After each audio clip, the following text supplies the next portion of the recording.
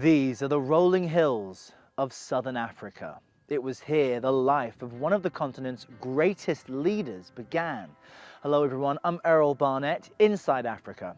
You're finding me in the Eastern Cape province of South Africa, not too far from where Nelson Mandela was born. Now he's known around the world as the man who led the fight against apartheid, bringing a nation together in the process. I assume, as Executive President in the service of the Republic of South Africa. I want to show you how Mandela became such a transformative figure, how his upbringing in Kunu changed the trajectory of his life, and how his own sacrifices shaped the future of a nation.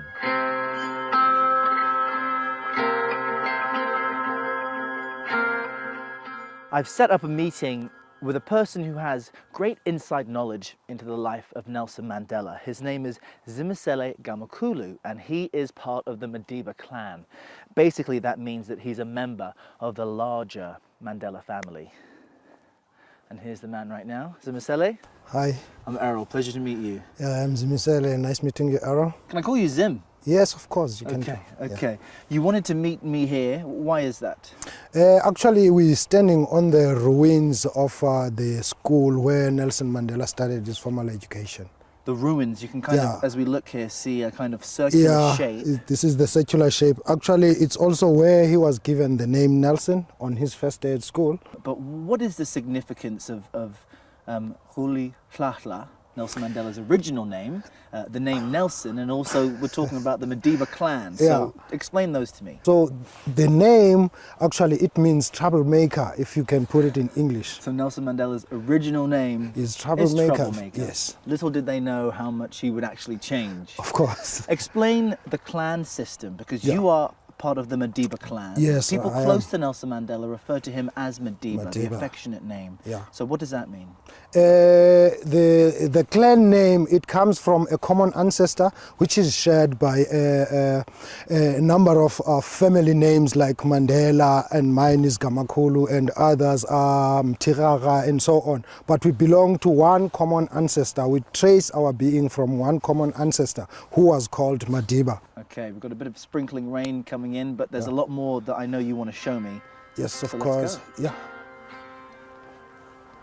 All right, Zim, where are you taking me to now? I'm taking you to the place where Nelson Mandela saw a white person for the first time in his life. It was at the age of 7. It was his first day at school also, you know. Yeah, and as we come in here, you will see that in front of us, there's the remains of the foundation. Okay, down here. Down here, it was a trading station. It was run by traders of German origin, and they were the only white family living around here in this area. His first experience with outside culture wasn't necessarily negative. Yeah, because the white people that were here, they were considered as part of the community around here, the black community. And they were accepted and embraced. They were accepted and they were supported because people were buying goods from them in here, and they were trading with the black community and living amongst the black community. Now, during Nelson Mandela's early life, there was a certain level of segregation and discrimination. Yes. But here in Kunu, it wasn't necessarily, there wasn't animosity. Yes, of course. Until the government formalized it and put it into the laws of the country. But the older Nelson Mandela gets, the more he realizes about the world around him. And there are events here that would really change the path of his life. Yeah, basically, as he says in his book, he points out that there was not a certain time when he could say that he became political, but the events that happened to him as he grew up led him to get into politics, you know. That's the next thing I want you to show me. Okay. Let's see it. Thank you.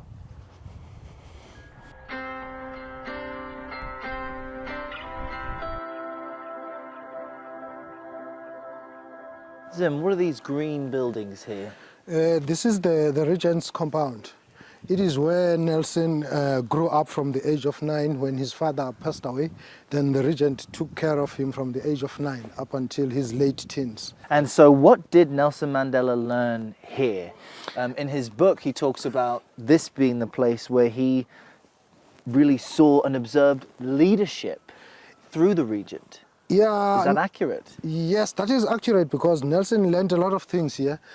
Firstly, he learned about leadership because it is where he learned to listen to the elderly of the community, discussing the affairs of the community. Where would that happen here? It usually happened just next to that tree. Okay. And Nelson would hide behind the kraal, and the kraal is over there, that side, you know, Okay. and listen, because the children were not allowed to listen to the elderly speaking or conversing. It's where he learned about African democracy, because everybody was given a chance to speak by the regent, and then after everybody has had his input, then the regent would sort of summarize what was being talked and then give direction as to what should happen after everybody has discussed. He's becoming a teenager now at Yes. this point in At the this point, storyline. yeah. He's befriended the regent's son. Yeah, they a lived man together named here. Justice. Yes. Where did they live? They lived over there in that round hut you see. Oh, the one in green the distance there with the blue yeah, door. at the distance, yes, that one. And this duo would get into a bit of trouble, Yeah. as teenagers do. Basically what happened is they were sent to university at Fort Hare. But what happened is that he was expelled from school, you know, because of a student protest. And then he came back to live here, and the regent told him that, okay, now that you ran away from school, you've been expelled, now you've become a man, so as a man, you should take a wife. The girl who was supposed to be married to Nelson, okay, because the marriages were arranged, it transpired that it was Justice's girlfriend was going to be married to Nelson. So they thought, no, this cannot happen. So they decided to run away.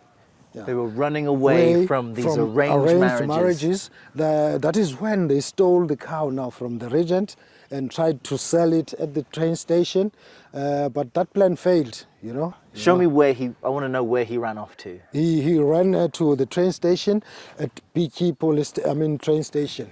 Okay, we're gonna go there. Let's check it out. All right.